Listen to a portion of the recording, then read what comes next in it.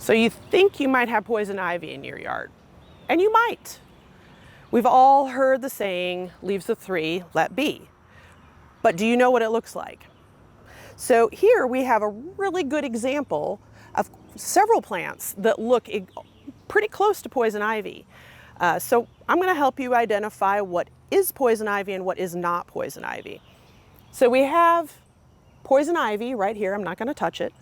You can note that it has the two alternate leaves and then the larger leaf on top, and there's a purpley color here at the base of the stems.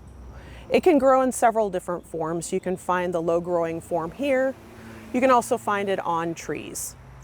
This is blackberry. Blackberry also looks like poison ivy in that it has two alternate leaves and the larger top leaf, but it does look significantly different. It also has thorns. We also have kudzu. Kudzu is an invasive, and it has a vine, as you can see here. So fairly easy to tell between poison ivy. And note, I'm able to touch these, but I'm not going to touch the poison ivy. We also have box elder. This is a tree. As you can see here, it has a different structure, but it does look very similar to poison ivy. This is English ivy, and as you can see, it's a vine form. It doesn't look as similar to poison ivy as some of the other plants, but it does have the 3 points on the leaves, and occasionally people might confuse the two. So it's always helpful to know what it looks like before you decide what you want to do with it in your yard, but we can help you get rid of it too. And yes, it can cause a really nasty rash. And you can even get that from an animal that brushes against it. So if you touch your dog or your cat, be real careful because you can get poison ivy from their fur. Whatever you do, don't burn it. That smoke is highly toxic and you can end up in the hospital. So if you only have a few plants, you can mechanically remove them without using any type of a herbicide. You can either dig them out or you can clip them at the base of the root. They don't like to be disturbed, and removing them several times will usually help kill the plant.